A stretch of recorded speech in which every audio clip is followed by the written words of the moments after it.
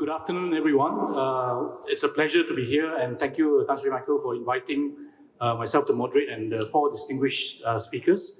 Very warm welcome. I hope everyone's awake after the rockstar treatment that we had during lunchtime with the Deputy Prime Minister, Dato Sri Fadilah. Yeah.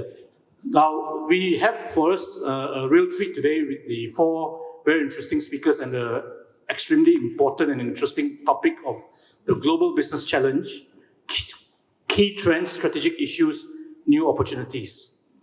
What I'm going to do is that for the day, I'm going to have a structure where I'm going to first introduce the experienced panelists.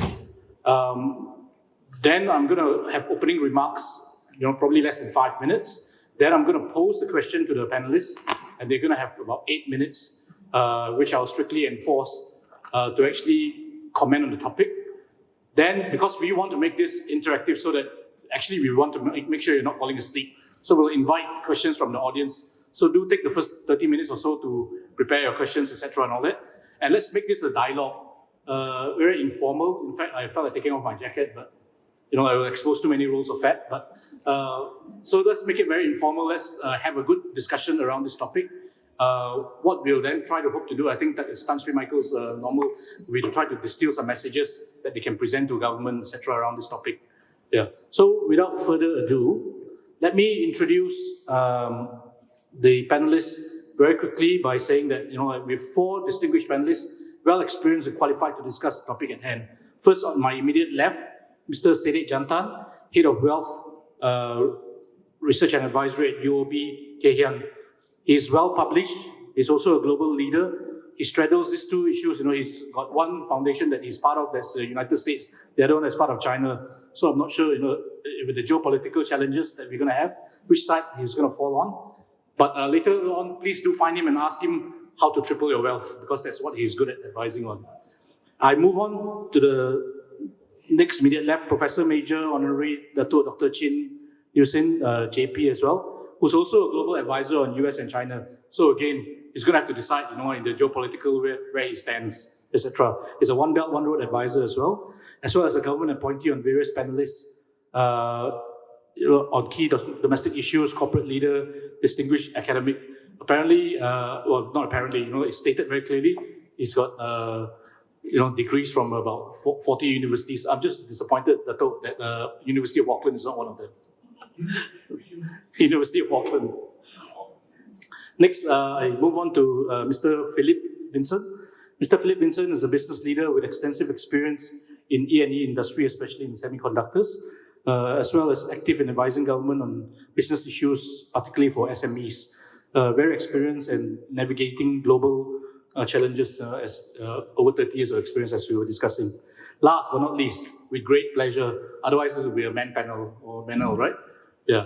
Puan Shareen Abdul Ghani. I've had the pleasure of working with Puan for about 10, 12 years now. She's held important roles, including the CEO of Talent Corp, Director of Corporate Responsibility and Special Projects at Khazanah, leading her own corporate advisory governance roles now, especially around sustainability and talent.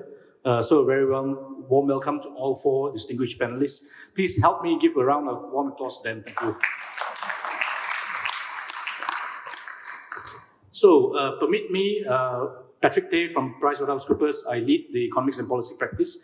I'm going to just have a very brief scene setting given the global business challenge topic that we're talking about. So how many of you have heard of VUCA, V-U-C-A? It's not a new pop group, it's not BTS or anything like that, right? It stands for, thank you for that. It stands for volatile, uncertain, complex, and ambiguous, right? So this is the kind of new world that we are in. The term was coined maybe about 8, 9, 10 years ago, that sort of thing. Now, we've been very focused around this, and we've been doing quite a bit of research around this in PwC. In our most recent, a month or so ago, PwC CEO survey in 2023, this is what the global part of the survey says, and I'll then localize it. The global part of the survey, 2,000 CEOs basically said that their businesses are not economically viable within the next 10 years without a substantial change in the path that they're embarking on. Right? This accounted for 40% of the CEOs surveyed across 105 countries. When we went into depth and asked them why that was the case, they said, like maybe about 5 or 6 factors like shift in consumer demand, regulatory changes, labor shortages, technology disruptions eating into their profit margins, supply chain disruptions, and climate change. Now, can I maybe invite the audience to guess what the Malaysian experience would be? Would it be higher than the 40% or lower? Hands up those that say higher. Okay, maybe 15-20%, and you are the 15-20% that are right, so you've got a bright future. Right, so 50% of Malaysian CEOs that were surveyed, has claimed the same, right? So I guess, with this as a very short context, let me pose the questions to, Mr. Sedek, and then we'll have about 8 minutes each. Yeah. How do you think Malaysia is placed to cope with this, and what do we need to do, to make sure that we are able to overcome these challenges? Thank you, Patrick. Mr. Mahib. So, before I start on what Malaysia need to do and what is the strategy that we can apply, let's look at the 2022, where I can conclude it. We in the not just Malaysia but also there's a global in the poly crisis. And when I say it's a poly crisis, the term is available in the dictionary that if you can refer to, where there's more than 3 crises happening in the one time. So let's look on the what kind of the crisis that we go, because it's in order to provide the solutions, we need to know the problems, and then we solve the solutions, and we look what is the opportunity, which is I want to refer to I believe 90% of the audience delegates today are from the SME. What SME can take the opportunity from these challenges, which is 2022, as I say, is a poly crisis, where we start with the supply chain issue, then Ukraine-Russia things, and then followed by the inflations and also interest rate rise, and also there's a volatility of currency. And of course, when we talk about the volatility of the currency, it's due to the radical increase, a very steep increase in the US Federal Reserve. I have an opportunity to talk with Sri Mulyani during the G20 summit last year, where we have a discussion saying that, look, if let's say there's a Federal Reserve or central bank need to increase the interest rate just for the sake of want to solve the inflation, you actually try to use the wide spectrum of the antibiotic, which is will impact the whole system. And this is the reason why I'm not in the position to advise central bank, but the central bank need to look at if let's say the issue of the inflation is come from the supply, they need to address at the supply side instead of the increase the interest rate. So to cut it short on the 2022, I can say that a poly crisis is happened. I can say that the peak time of the poly crisis is during April until the October. This is at the perspective of the investment side, but we look on the what's in 2023, which is I can use the theme, like I said just now, 2022, the theme is poly crisis. 2023, the opportunity on the horizon. Because why? When we talk about the poly crisis, we need to address what to solve and how to solve the poly crisis. And I can say that when we talk about that Malaysia context, SME, I'm glad to see that it's more than 50% of the delegates still remain here. So that's I try to add value when you invest your time to listen to us. So I can say that look, for the SME in Malaysia, what I can suggest or what we look on the opportunity is only 2 things. We look on how to improve this SME productivity. The second on the agri-tech. It may sound like not sexy when I'm talking about the agriculture, when everyone talk about the GPT or AI, but actually it's been like okay, 3 minutes. Okay, actually it's a bit like intercorrelated. Look, when we talk about the how to solve the polycrisis, it's a two-way to solve. One, transformation. Second is to improve the resilience of the system. When we talk about the transformations, they are actually we already done the first transformation, which is the IR 4.0. But the second transformation is much more in depth, where it's cover 5 areas of the transition. Because that's when we talk about the transformation, it's actually the what we call it, the transition of the numbers of the area in the in the same way of the changes. So what kind of the transformation that you need to look? First is on the food. Second, on the resources. Third is on the energy. 4 on the social, and 5 is a well-being. If let's say you ask me, oh, it sounds like a similar of the Maslow theory. I mean, it's a normal business triangle where it's a well-being will be like on the top. But look, we need to address of the issue of the food and also let's say the resources. Let's look on these two and how the SME can apply it in your business. I think it's when we talk about the SME. I don't have a exact number of how many SME in Malaysia, but I've done some of the it's about 1.02 million. And when we talk about that, first we talk on the unemployment. And before we talk on the unemployment, we talk about the graduate unemployment. When we talk about the graduate unemployment, it's about 200,000 plus minus. And when we do the comparison, that's a SME, you guys, is a 1 million plus.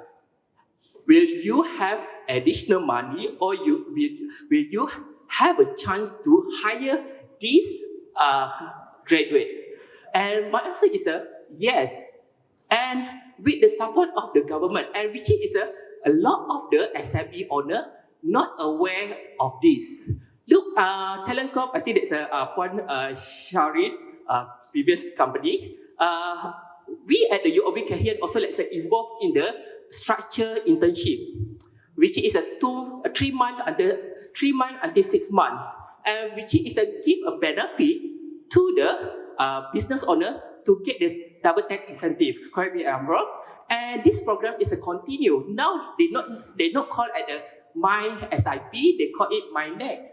And like I said, if let's say you have a problem on the improve your productivity, look for our fresh graduate. Why I say so? First, let's say within 6 months, you can train them. You can train them to understand your business model, your strategy, whatsoever, and etc. Then you can claim to the Talent Corp for the the incentive. And from there, yes, if let's say the student have been doing well and so on, then you can just hire them. And in terms of the what area the student have been do, look, please try to avoid from the typical business owner strategy, but ask them on the how they can improve your business instead of that you expect them to just do A, B, C, D, E. Because I would like to talk about the ChatGPT. Okay. 1 minute. Okay. I would like to talk about the ChatGPT because in financial industry, you can use the ChatGPT to do the SWOT analysis. You can do the financial analysis from the financial report via the ChatGPT. And for this kind of the facility or what you call it, the machine, how much the cost? It's less than $100. And if let's say you want to improve your productivity, you can look on this. Don't expect them to provide, I want to do that to improve the business or to improve increase the sales by introduce this as ABC. No, they have their own trade and they have their own soft skill that you guys can take the advantage for your business productivity. That's awesome. Thank you, Sedek. Now, there was a lot of interesting gems there, but I don't want to break the flow. I've made some notes, so I wasn't playing my phone or game. I was just making some notes on my phone. I'll come back to these interesting gems, including some that might get him into trouble afterwards. But let's move on to Dato, Professor Chin first. Good afternoon, everybody. Okay. I'm going to talk about this innovation, how important innovation to the development of our country and how we can compete in the world. And of course, we have to revamp our educational system also. First thing, according to the recent study on those developed countries, they are spending on this what I call this R&D, the R&D, the research and development funding is more than 1% to 2% of the GDP of that country. Malaysia spending on this R&D is less than 1% of our GDP. That's why we're still far behind all these developed countries. Our ranking in the whole world is only 36th position. So we intend to become top 20 in the year 2030, maybe we have to double our effort. First thing, we have to spend more on the R&D. Because according to this Malaysia Knowledge Economic Study, any 1% increase in the innovation capacity can increase our GDP per capita of 0.36%. This one is translated into dollars, it becomes 1.21 billion USD. And this one will add to our GDP of USD 336 billion. So that's why you can see how important is the innovation capacity of a country. So for Malaysia to become more innovative, and innovation is one thing, how to commercialize your research is another thing. So we could, for example, like UK. UK is very good in doing all this pure research because UK is a very sort of old country. They were the #1 country in the world before the rise of USA. So a lot of these researchers, they got famous university like Cambridge, Oxford, and my university like this Nottingham, my university like this Edinburgh. All these are considered they are very research-based university. The only problem is this UK university is that, or UK British people itself is that they are very good in doing the pure research, but are not so good in doing the commercializations of the research. That's why they cannot compare with this US. Actually, talk about marketing, I would say US is #1 UK come to marketing still very not so good because they are very good in doing all the pure research, but they are not good in how to commercialize the research findings. Because you know all this research normally done by the university one, or some of the private, very big organizations like Huawei in China, other like Microsoft, all these organizations. So all the pure research, you must commercialize it. If you don't commercialize, it cannot be practical, it cannot be used. Because I'm an engineer myself, I know. What's the function of engineer? Engineer is how to turn the thing into practical things, how to turn the theories into practical things. That's why you got the STEM. What is STEM? STEM is science, STEM, technology, engineering, and mathematics. And one thing about Malaysia also, we are lagging behind because 60% of our graduates are studying what sort of courses? Art courses. Art courses can be any courses like management, philosophy, psychology, religious study, history, geography, anything to do with the arts one. For a country to be more developed, like you want to compare with China, their graduates more than 60% to 70%, they are all technical people, all engineers. Look at their what called their top leadership. Most of them are engineers or were engineers. So that's why you want the country to be more innovative, you need to train more technical personnel, engineers, technicians, all these people. Because all these people will help in the development of the country. I wouldn't say art students are not important now. This is more on the spiritual part. You still need some balance. Of course, you cannot all if all the graduates are all engineers, then the whole society also become chaos because everybody will be too technical already. There's no balance. So that's why myself, I studied law, I study management, I study engineering, I study accountancy. So myself is very balanced person now. It's okay. So that's why for Malaysia to be more innovative, another thing we have to sort of revamp our educational system. Because our education is something like spoon feeding. If the education system is spoon feeding, like only look for one answer, how to train your students to be more innovative. So you must think of multiple answers. There's no one answer to one question. Then only you can make the student more innovative and more thinking. They only not only go and solve, keep on studying, memorize all the things.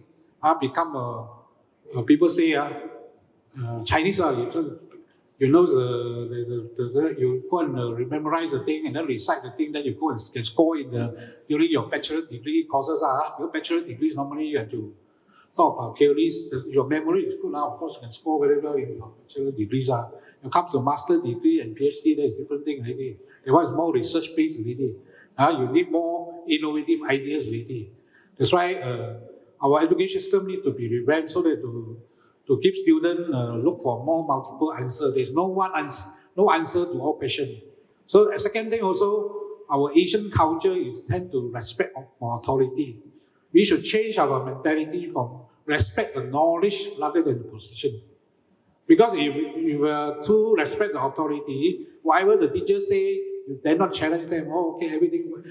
Sometimes the teachers can say wrongly one also. The students also follow blindly. So that's why this compared with the Western education, they try to challenge the teachers or challenge the authorities. Then in this way, then you can make the student more innovative. They're not only thinking of one answer or only expecting the teacher to give the one answer only. That's why you want to make our society more innovative. First thing, you must have more pure research. First thing, everything comes from the pure research. In Malaysia, every year we got 9,000 patents. They apply for patents, 9,000. Out of 120,000 publications on research thing, but only 9,000 people got the patent. That means you can see the commercialization part is very poor, not even 10%. 9,000 out of 120,000. Research, pure research. 1 minute, Doctor. So I still got a lot of things to talk. So that's why I would say for Malaysia to be more competitive, you need to spend more on the R&D. Then you must know how to commercialize your research finding to become commercial application. And third thing, you have to revamp your education system to make the student to be a free thinker rather than every time look for one answer only. Then only from the young, then you can train people to be more innovative.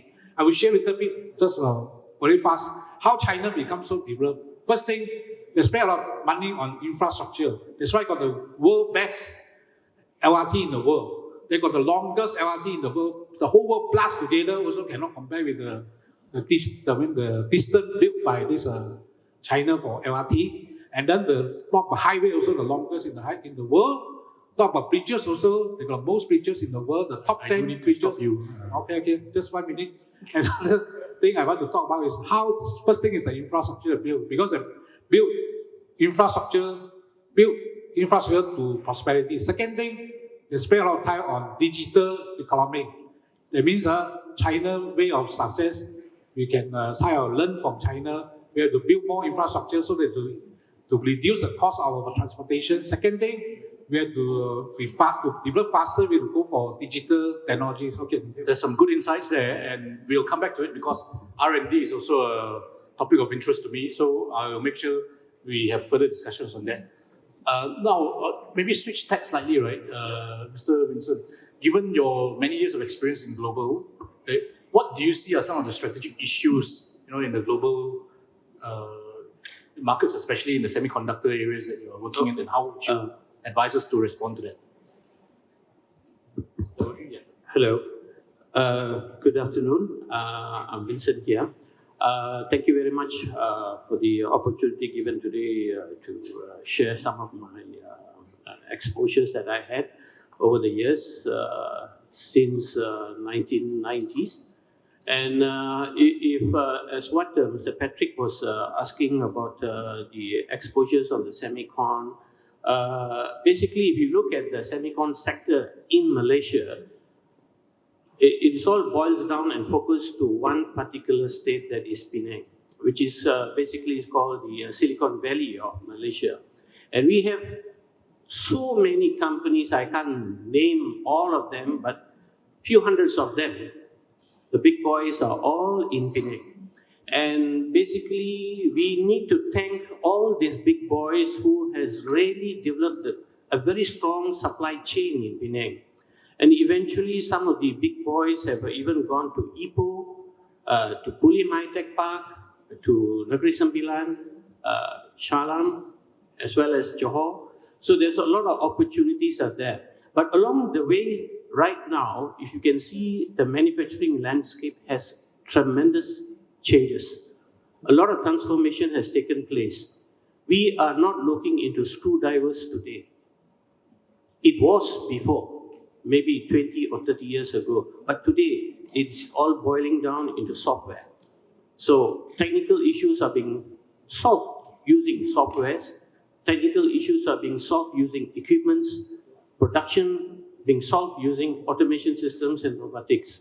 So these are the areas in scope that the local SMEs has a very wide range of services that they can offer to the multinational corporations. But here again is what I just like to just add and stress, like what our Dato was saying, as well as Mohd Sedek was saying. Education is a very big issue right now in Malaysia. I would maybe say something that the number of students enrolling for engineering courses is going down. Not only in Penang, in all other states too. Why? It boils down to the curriculums at the MOE, at the primary school, secondary school level itself. Why are we having that kind of issues? We have spoken to MOE, MOHE, as well as in the Ministry of Finance that measurements have to be taken in order to address this issue, the shortcomings that we are facing. Like what Professor Major was talking about STEM. That is what Penang is focusing right now. In fact, yesterday we had a very strong gathering in the morning part yesterday. We are trying to bring in the primary school, the secondary school, emphasizing more on STEM projects, education, where it will be funded by the multinational corporations as well as SMEs. So the private sectors are taking the initiative. So once we have done that, and from there, we will elevate them towards engineering programs like in diploma or SKM2, SKM3. So there's a lot of scope, but then it needs a lot of government interference, not only on the private sector. But we look forward, and there's a lot of engagements that we are having with the federal government, not at the state level, at the federal government, to see how they can help us to further elevate the changes that we are looking for. One good example I can tell you, there are factories in Penang which is about 10 acres or 15 acres, but the number of workers is only 2,000. How are we going to address this issue when we say there's a lot of job opportunities available or no job opportunities available? Things are all changing. The manufacturing process flow is also changing. So one example that I can share, during the COVID period for the 2 years that we were all facing in Penang, what I did is that we had about 200 staff spread around 5 plants around in the island itself, and we service basically to the multinational corporations, especially the US, Europe, and Japan.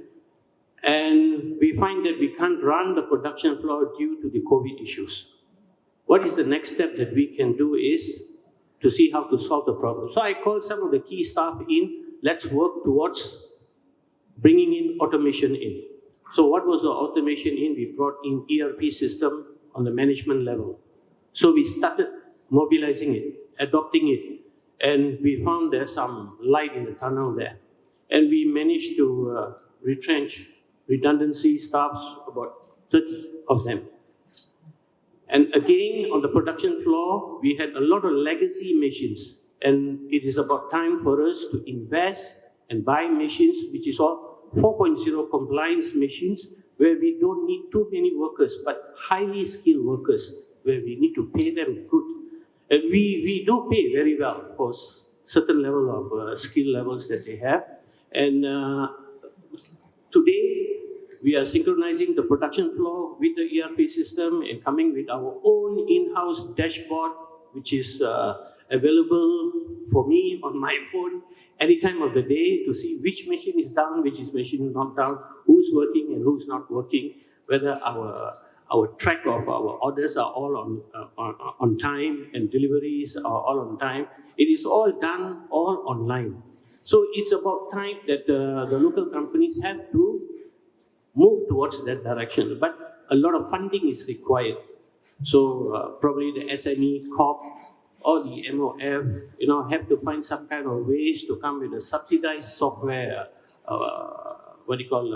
platforms for the SMEs to adopt it. Thank you. Well, thank you, Mr. Vincent. So from the three panelists, we now throw the challenge to point Shareen, right? Especially we've heard a lot of talking about talent, etc. And I think you're very well qualified to elaborate on this topic. Thank you. Good afternoon. Assalamualaikum. I think what I wanted to really set the discussion is looking at the title, right? I'd like to look at it as global challenges and then have a helicopter view of the key trends and anchor it, like what Patrick says, on talent and, of course, sustainability, ESG. So when we talk about, the challenges and what's happening in the world, why I look at it in that way is that we have solutions to resolve global challenges. Businesses and society will thrive, right? So what are the challenges that we have today? Being a very strong proponent of ESG and sustainability, of course, our challenge is the climate crisis. We talk about, talent, we talk about businesses, but we really need to look at how we resolve, issues around carbon. How do we resolve issues around inequality? To actually look at where the trends are moving forward with and how opportunities will arise. I think for a lot of companies in Malaysia, we've not got a real good handle or understanding about the impacts of climate crisis and the opportunities that it brings, right? So if we talk about the circular economy, I think a lot of people know what circular economy is about. How do you produce or manufacture goods or even provide services that closes the loop so that our planet is not, further degraded by carbon, by use of resource that is irresponsible. So we have to think about that and where the challenges are, and how to resolve the challenges are where the opportunities lie. So when we think about it in a very strategic and long-term view, I understand the short-term challenges are real, especially for businesses and SMEs, but really take the long-term view of where these issues are, what are the gaps, and find solutions. Because I think as society, we're well placed to look at the impacts of climate change and the opportunities that it presents. So very direct, if you talk about ESG, very direct kind of impact in the economy is obviously green tech. We talk about green tech a lot, but we don't have enough of research, as Prof was saying, to look at how the green tech development and the research that we've done would take us to another level. I'll give you an example of Aerodyne. I think you know them. They are producers of the drone technologies, right? They're number one in the world. A Malaysian company that is looking at technology and looking at how they deliver services.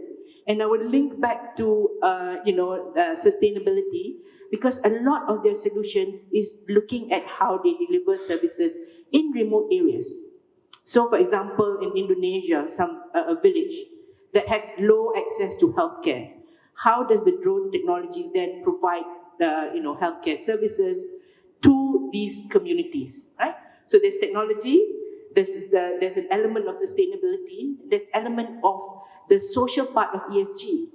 So I think we need to think about those kind of solutions, be real about what the crisis brings, understand where the impact is, because a world that is, 1 degree hotter is going to be severe for us as a population. Even today, if it's 38 degrees and we're really not comfortable, imagine if it gets hotter and hotter. We as a society and businesses here in Malaysia or globally need to actually look at those kind of technologies and those kind of solutions that's going to, number one, bring down those impacts, and number two, serve a new economy that's coming where we have to change our lifestyle, change the way we behave, change the way we use products and services, don't have any more bottles in conferences, plastic bottles, things that's very, very simple, right? And once we have that kind of economic thinking in place, and we have the solutions coming from universities or research houses, the talent will come in terms of the pipeline and the skills. We do need skilled talent to actually then resolve these kind of issues. The tech and the engineers are coming to do the solution, right? So I believe in STEM, but I have a greater belief in STEAM, STEM with A. There's always an art to the technology. When you design something, it's not just a handphone, it's a handphone with design with elements that is attractive, right? So we don't really need to just go purely on the technical ladder. We need to actually think about how you use the human ingenuity to actually look at how you influence design. So the circular economy, coming back to that, is that you are technology, you are an engineer, you design something, but the A part of who we are, very creative, very innovative, will come in to actually refine that solution. Otherwise, we're designing robots to do certain tasks, but we're not elevating ourselves as humankind. I will stop right there because I'm not sure what the timing is like, but I gave a helicopter view. Pretty big. You still have 3 minutes, actually. I do? Yes. Okay, Would you I like to can go continue a on. little bit more? Yeah. All right. So now switching to talent, right? So the talent economy, the mobility of talent, and how technology is driving different kind of skills that is required, especially for our country, to actually move up the talent levels. We have to acknowledge, when I was in Talent Corp in 2018, we did a study that generally our skill pool or our talent pool is medium skill at best. That's a large pool of about 60% at that time. But high skill, we're very low, we're at 30% or less. And of course, the experts and all that are even lower. We need to actually invest in real education that plugs into what the economy needs.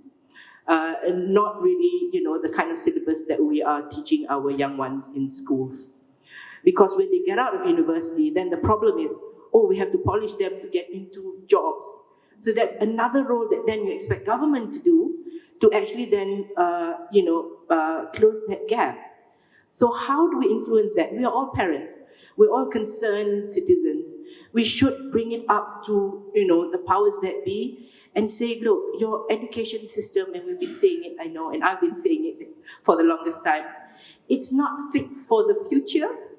It's not even fit for today. We have to recognize that. The reskilling needs to happen, the industries need to be more active, but we need to actually present that these are the economic sort of growth that we have. These are the industries that we're going to actually move forward with. This is the kind of skills that you have. Then you translate it into schools and all that.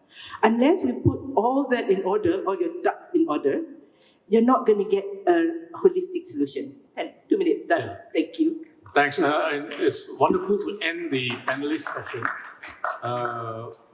opening remarks with a bit of controversy because I just heard Shareen tell the new government that our workforce is not fit for the future, right? Now, what I'm going to do is change it up a little bit. I'm going to invite you all to ask the four very intelligent, business-related people, etc., and all that, etc. I would invite you all to ask them questions, especially as to pertain to, like the challenges that your business face in terms of innovation, in terms of talent, in terms of coping with the new system. So, do I have any takers? Any people who invite? Earlier, I was joking with Zaim. That's why he's disappeared, right? I was joking when I said like, whoever asks questions, I can go and collect 20 ringgit from Zaim after that. That's why Zaim disappeared. Looks like we've got one. Thank you. That's why Zaim disappeared. 20 ringgit pun tak nak bagi. Sorry, my name is Vishnu.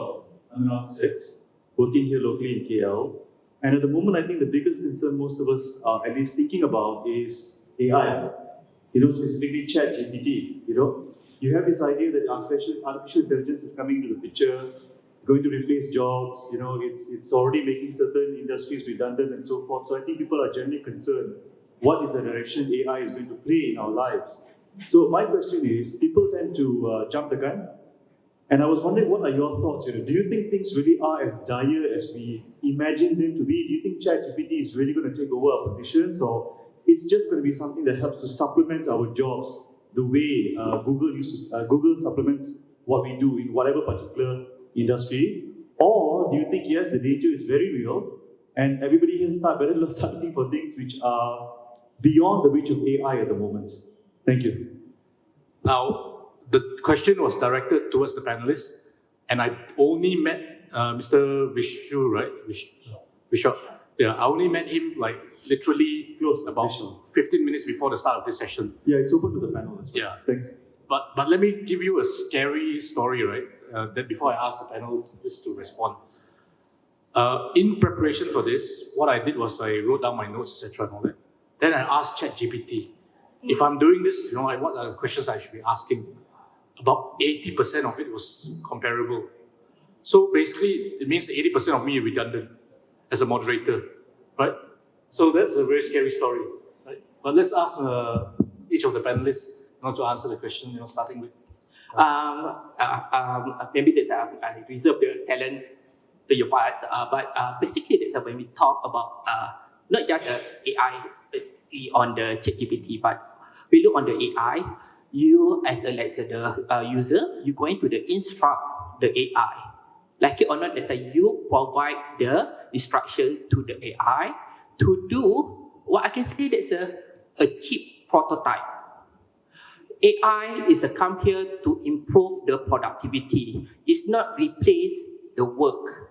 It's going to increase I can say that's the soft skill, the hard skill, and also that's the soft skill of the worker. How is going to apply? For example, when we talk about the AI, or when we talk about the technology as a general, we look on for the current situations, we have the issue of food, and also we have an issue of the climate change, and we also have an issue of everyone agree about our educations. I can say that we look on the AI or ChatGPT, you're going to instruct how to improve of for example, a specific technology on the production, on the item. For example, your case on the architect and how to make the sustainable, what we call architecture, in terms of can minimize the cost. And it's not going to replace you as an architect. It's going to improve you as to provide a value add to your client. For example, you're going to ask the ChatGPT to give you some of the directions of how much that's a sustainable of the cost to build a one house in terms of what kind of the materials that you can use in the Malaysia weather, and also in terms of to provide or to avoid of the climate change, because we have the green building index, but it's not being used by it's only being used by all the top company, but not the people like us. And that's why I can say there's agri-tech. That's a missing point just now. Agri-tech. Do you know that Singapore have the high number of the startup on the agri-tech. Malaysia have a 96 startup on the agri-tech, but everyone will say that's agri-tech marketplace. Everyone I can say that's I believe all of you have the Facebook page. All of you have been do the marketing on the Instagram or whatsoever thing. But do you really use the digitalization in your operation? That's the problem of the Malaysia company, especially on the startup. When I advise to the startup company, that only 75-76% of the startup company embark on the marketplace, but not the technology per se. And people will always say that, technology is very expensive, we can't afford, but it's actually wrong. As I say that, we look on what is the young talent having experience. Because if let's say that you don't give a chance to the young talent to show or to showcase their talent, their skill to the company, you can't able to give any job, a suitable job for them. And basically, when people will say that education have a problem, education is not fully practical. Look, do you guys know that every university they have the industrial partnership? They have open day to ask your feedback on their syllabus. I'm part of the Monash University syllabus advisor, and we provide we have received and listened to the lecturer to explain every single details of what they teach, and we're going to question them whether this is a really redundant or this is a new trend. So I think I will stop here. So one of the challenges, I said, is thrown back to you, and we'll let another panelist add on to this. But one of the challenges, I said, is thrown back to you is that how can you improve your businesses? Say 100% turnover, right, by using less staff, leveraging technology, because that's what we're not doing. That's what I'm hearing, right? The professor. Actually, ChatGPT can help you to simplify your work. It's very suitable for those repetitive works, really autonomous one kind of job. But it still cannot replace your judgment, your decision making, because the taste, everybody is different. Of course, ChatGPT, you ask them and give you so many options, all these things. All these options. But this is very good in looking for data, because they are using the big data, So that's why, let's say you're writing a thesis, now it's very difficult for the lecturers or the supervisor, because you can cheat very easily now. You just give the topic to the ChatGPT, you can come up with all the reference kind of thesis, You put out all the sources there, then you cannot say they are copying. They know how to do it. This one, they are very good. But when it comes to decision making, judgment, especially for service industry, you still cannot replace because the taste of everybody is different. Prof, I want to ask you one question, right? And maybe other panelists can answer. Why couldn't a program like ChatGPT be created by a Malaysian? Did you know that the CTO is a girl? She's a Bosnian, if I'm not mistaken, but somewhere in Eastern Europe. Yeah, but why couldn't something like this be created by Malaysians? That's what I want to say. Yeah. Right? But the question is, why couldn't this be created by Malaysians? I think the way we think about technology is we're consumers of technology. We have the latest headphones and everything else. But we don't think deeper about the solutions. My point earlier. How do you solve some of your very day-to-day issues using technology and creativity, innovation, research, right? So we don't think deep enough. We're very superficial in the way we look at technology, except of course maybe for Vincent because he needs to use it for his operations. But otherwise, we're just happy to use whatever that other people produce. So I think we need to create the ecosystem. We have, agencies like Meranti looking at developing that. But Sedek is right. There's a lot of the technology out there is on marketplace, not necessarily way back into the real solutions that something like GP can do, right? So there's an interesting perspective. Like, now that you've mentioned that, right, I'm going to cherry-tell a story, and I was going to see how it resonates with you all, right? My 10-year-old son opened up different fans and all that and didn't know how to put it back in. together. So as a parent, you get very geram, angry, right? And I asked him, why was he doing that? And he was saying that, he wanted to know how it works, right? So instead of, maybe if you're a Westerner, and maybe this is the part of the reason, instead of me saying, okay, let's buy you another 7 things, why don't you open them up, and explore, etc. and all that. Don't worry, we can't put it back together, right? I got angry. This was a few years ago, but I got angry. Is that part of the problem, maybe? Yeah. We've lost our ability to create things. Very simple, right? How do we create, very basic things? I think we've lost that.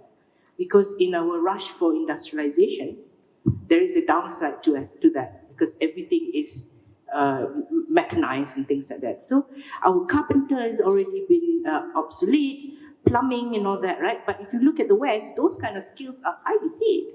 People who do plumbing, you bring them into your house for 2 hours, you're set back by a couple of £100. So what happened to our ability with skills and with building things? Is my question. Sure, Prof. Something to do with the education. That's what I mentioned. Our education system is very spoon-fed. Everything, they don't give you freedom to think.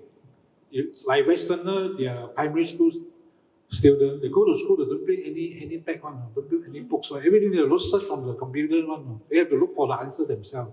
So I think this is one thing why the innovation part in Malaysia is so poor. Because our education system, they don't really train you to be a free thinker, don't train you to be a thinker. You don't have other solution. Only there's one solution. That's how you can be creative. That's why you say Malaysia, how come they cannot come up with ChatGPT? Not only this one, they come, many things also cannot come up, because you want to come up with something, you must be very creative. In order to be creative, you must have your creative environment. You must be able, the society must be able to tolerate failure. You know how this Sony come up with the Walkman? You know how many times they fail? They only come up with the Walkman, the Sony, the Walkman story. So that's why their culture is, they encourage people to fail, but you cannot fail second time. You can fail. I was told Dyson had 5,800 prototypes before he settled on the... Yes. So that's why you must be able to tolerate failure. You know how this Mushroom, the fellow, crazy fellow, you try many things, but once you make it become the richest guy in the world. Before that, how many times you have failed? That's why he's very innovative. Everything he comes out, all his products are very innovative products, because he himself also is a weird person. He is not an ordinary person. So in order to be successful or to be innovative, you must not be an ordinary person. You cannot be a me too kind of thing. The product cannot be me too. So I like controversy. So Dr. Chin is saying, you guys are not weird enough.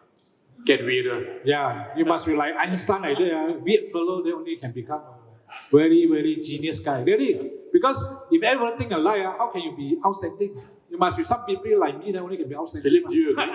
Yeah.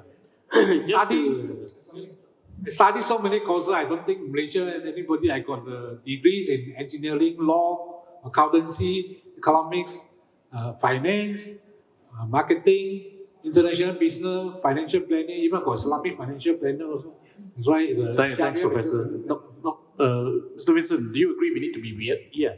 Just to add on what Vishal was inquiring about AI and what we have been discussing, I think the bottom line is that the whole, when you talk about AI, system integrating of different platforms and equipments, including cars with a lot of sensors are being built in and retarding our thinking while we are driving, because everything is taken over by AI and telling us what is happening in front and behind, left and right, all on the screen. But these are all boils down to mathematics, algorithm. So the algorithm is the key of the future. But is Malaysia a key player or in forefront in algorithm in Malaysia? Any of the universities here? I would say no, maybe yes, with some students. I'll give you one example that I have done in my company. I have about 8 engineers with me from USM and Unimaps. They are with me for the last 8 years, and they are my AI engineers. And To tell you the truth, all the 8 of them are Bhumi Putras. Fantastic. Yes, Bhumi Putras, and they are all in the mid-20s. How many females? No females. Oh, all males. So out of these 8 guys, they are my key AI guys in my factory that provide solutions to equipments for the multinational corporations. Yeah, they are very nerd guys, you know. But the thing is that how do I tolerate them and how do I keep them in my factory is that I do not have any working hours for them. fantastic. They can go in and out as long as we just finish my job. Yeah. So you allow them to, you indulge them a little bit. Yeah. Sometimes they just call me, hey boss, let's meet at Starbucks. We want to discuss with you. Hey, we have office here, maybe coffee and all this stuff here. No, let's meet at Starbucks. Okay, let's go Starbucks. So they want that kind of environment. But they are good in certain areas that we do not want to lose them. And we keep them. So it is already 8 years they are with me. So I don't see any issues, you know. It is a thing up of individual companies, SMEs who really want to develop technology on their own, like what Prof was talking about, you know, creative ideas. We need to do something and we need to sacrifice as owners of the company. So now please go back and tell your bosses, the panel has advised you all to be a bit weird and ask the bosses to allow you to do so. And we have developed certain AI solutions for a Canadian a global company for a solar cell operations, where we do the whole installation for them here in Malaysia, in Vietnam, as well as in India too. So these solutions were all made in Penang. Thank you. I just want to add something that's now we all agree that we need to encourage people to be weird, especially the students. That actually you guys can start immediately, and I can say that you can engage with any university that you want. And do you know that every university, the lecturer, as usual, their KPI to produce the paper. You guys, as an entrepreneur, have the problem, business problem.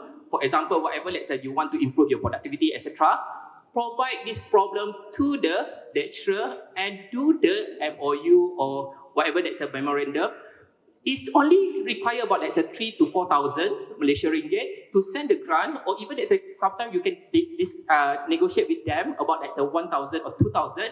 Ask them to send the student do the case study at your company and provide the solutions. And lecturer will publish the paper to fulfill their KPI, which is that they going to buy your idea. Second, you able to provide to get the solution. And at the same time, you also can use the percentage of the amount that you use for the research to claim, to do the tax exemption, to tax deduction on your corporate tax. So this is how we solve the solution. Yes. Very practical advice, especially if it's to do with engineering science technology. There is a government program called CRESS, Collaborative Research Engineering Science Technology, up in Penang. But even though it's mainly up in Penang, anybody can leverage it. So if you have a problem, you want to get some expertise to solve it, there is a government program that helps provide funding and expertise for that. I'd like to invite some more questions.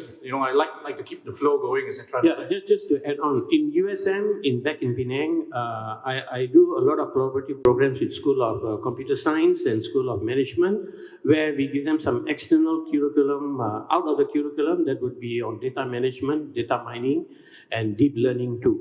So these are certain programs that some of the students need to be exposed before they go into the industry today.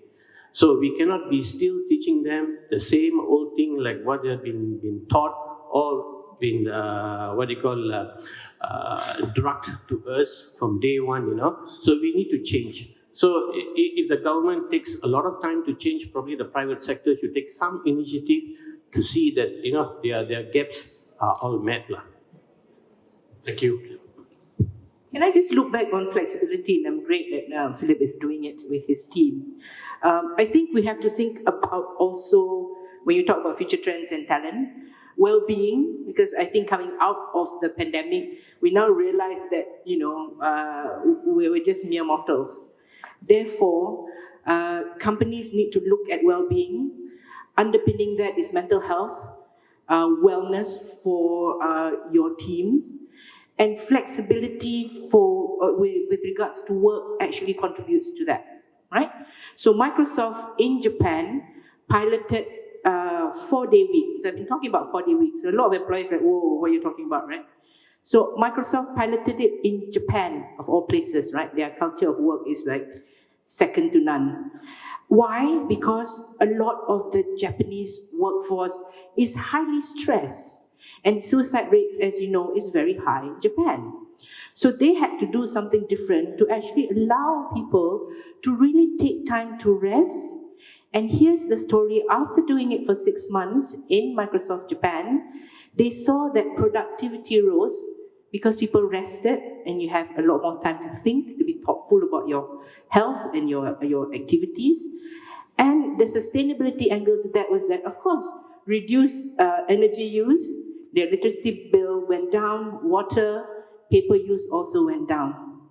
So think about well-being for our teams, because that's important, number one, to keep them productive. They're well-rested. Mental health is a big issue now. We need to talk about it openly. And how do we support the workforce to actually transition? With technology coming in, we have a lot of things that we have to deal with. One of it is actually our well-being that I think a lot of employers need to really be serious about. Thanks, Mohd. Dr. Chin, I'll come back to you, but I just want to invite, are there any questions from the audience? There are, right? Okay, I'll come back to you in a minute, but let me just invite Dr. Chin to just finish off here, then I'll invite the talk question. something about this spending on R&D by this private sector. I think this is very lacking. That's why you're talking about Japanese. They work until die, they call the kiroshi. Kiroshi, that means you overwork, then you die at the place. So for this, I think just now you answer your question why ChatGPT cannot be developed by Malaysia. Most of our research development is done by the university. Very few private sector, they really got this spending on R&D because they are, first thing, they are short-sighted. They think that what for I spend money on something, not necessarily can be profitable later on. Because research and development is will consume a lot of resources. You have to take the leap of faith, right? That's why the chance of success is not very high. That's why, because of this, a lot of this private sector, they only look for short-term money. Because their CEO performance look at the return on investment. There's one on this return on innovation, also called ROI, is very low in Malaysia. Because return on innovation very difficult to calculate. Return on investment very easy to calculate. You spend 1 million, then you get 1.5 million, come back, then it's cool, 50% profit. So, but return on innovation, very difficult because talk about research and development, the spending on research and development, how many percent can be capitalized? If the thing cannot come to the development stage, you can't be capitalized also, it become research purely is just a spending, cannot be. But here's the interesting paradox. Here's the interesting paradox. So what Professor said, right? Said there's a 1% chance that you can quadruple or even tenfold your money, right? There's a 99% chance that you don't, right? So you don't spend. But how many of us, non-Muslims, Muslims hopefully don't gamble, how many of us go and buy tickets where we have a 1 in 10 million chance of winning? Doesn't make sense, right? So this is a chicken and egg story. That's why in Malaysia, we go into this vicious cycle. Always cannot come up with the innovation. We always try to buy our people products. Just like, how much money Huawei and this Alibaba and Tencent spend on the research and development. I mean, this is a process you'll go through. Any country you want to become a developed country, the spending on research and development, you must be a bit 1 to 2% of your GDP spending. Your GDP. If not, you can never become a developed country. Maybe about 0.6% or something. 0.6% or 0.7%, something like that. It's still very big. All this basically done by the university. The funding come from the government. Can I invite one in the front here to ask us some questions? Anyone else? Please raise your hand if you have some questions. There's another one, and okay, yeah. Warm them up. Assalamualaikum warahmatullahi wabarakatuh. Good afternoon, ladies, gentlemen, and the honorable speakers today, and Mr. Moderator. Now, my name is Nur Aziza Borhan, and I am the president of the International Women Entrepreneurs of Malaysia. And today, it is a very interesting subject here that I have observed this morning. The global business challenges and the key trend, strategy, issues, and new opportunities. Firstly, I like to share. Then I will ask a question. Sure. Okay, number one. The sharing that I want to say here is sharing of a down-to-earth kind of a thing. Because I have classified myself, when I become an entrepreneur at the age of 30, I left my corporate challenges, which my late husband has challenged me. I left because I want to be an entrepreneur. And when I became an entrepreneur, I do not want to fail. That was what in my mind. Sure. Because I came from a simple entrepreneur family. Well, being born in a military camp of a military, and my father is a very disciplined man. Now, I like to share this because of the discipline that I have adopted that when I'm still a little girl, you know. I brought it until today, and I share this with most of my friends. I want to share that because I still do this sharing until now, the minute that I'm talking even. Now, what I'm trying to say is that, of course, in the business, we have a lot of challenges. But what is the challenges that we have identified? Okay, put aside all those challenges that we have with the economic downfall Sure. and war and whatever. We still have to survive. Sure.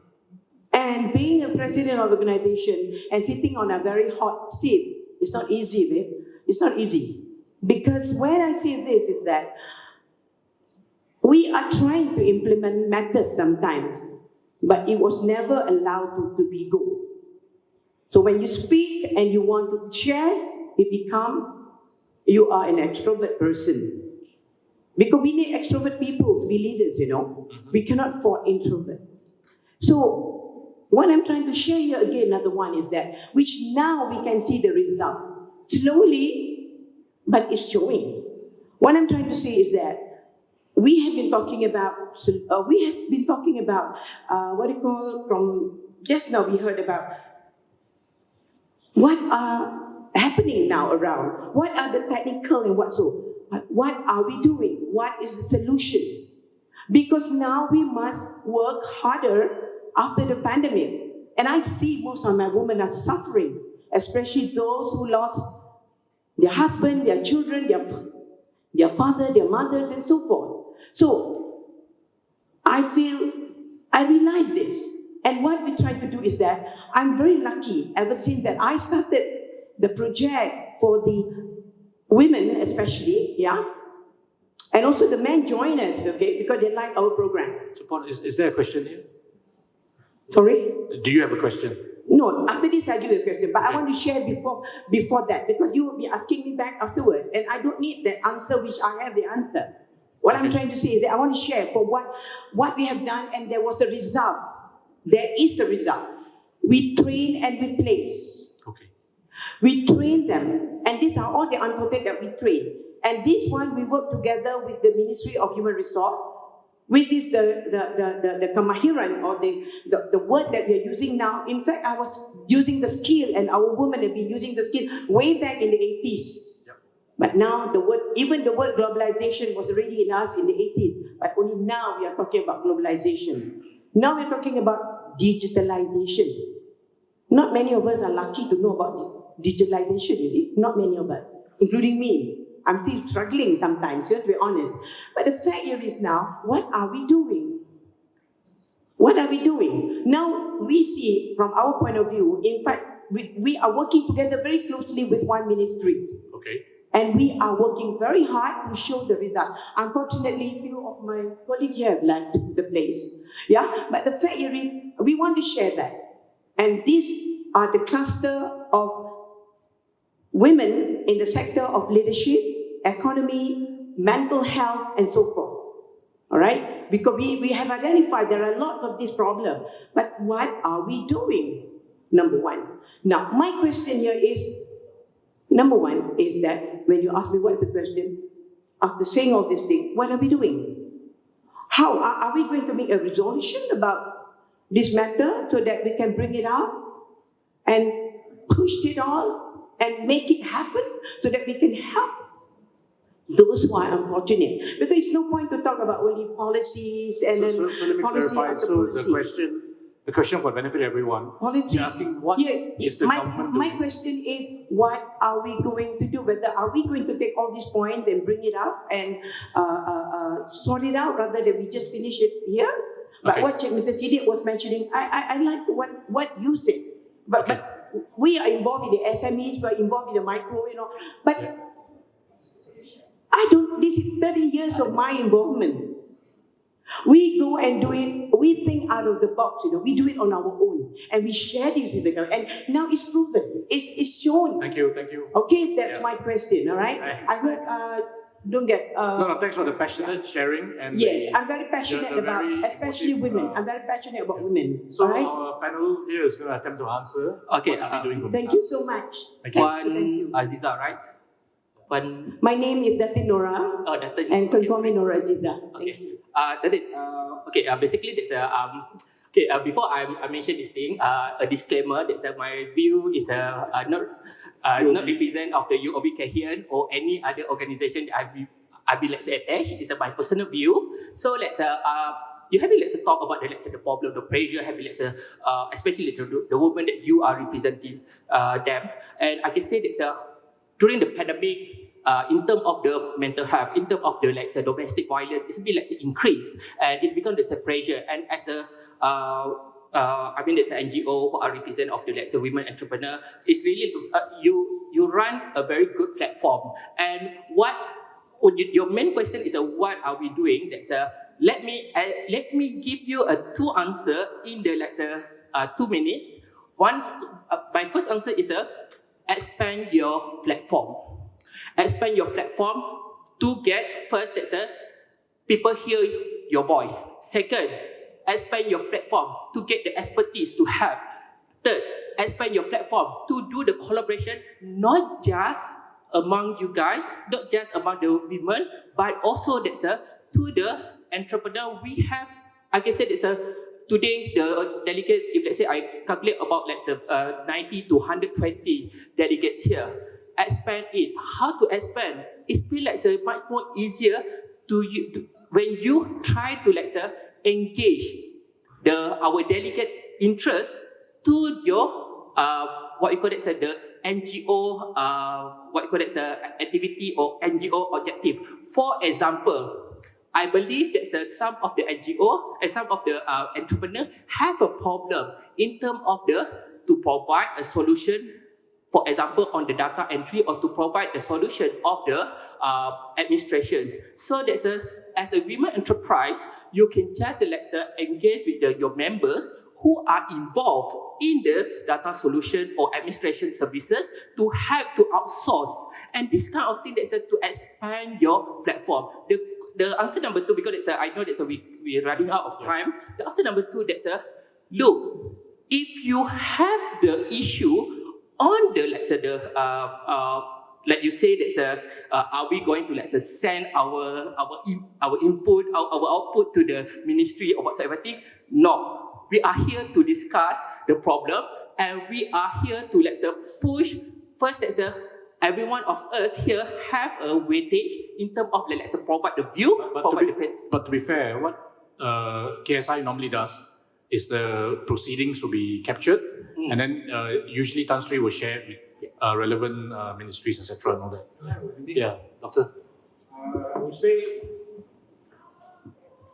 under this current situation, not only women is facing problem, actually men facing more problem because they are supposed to be the pillar of a family. So I think this is well described by a Chinese word, crisis. Crisis, Chinese word say 危机. That means in any crisis, there is always an opportunity. There is always a silver lining. You talk about normal process, it will take maybe 2 years to make the country more digitized.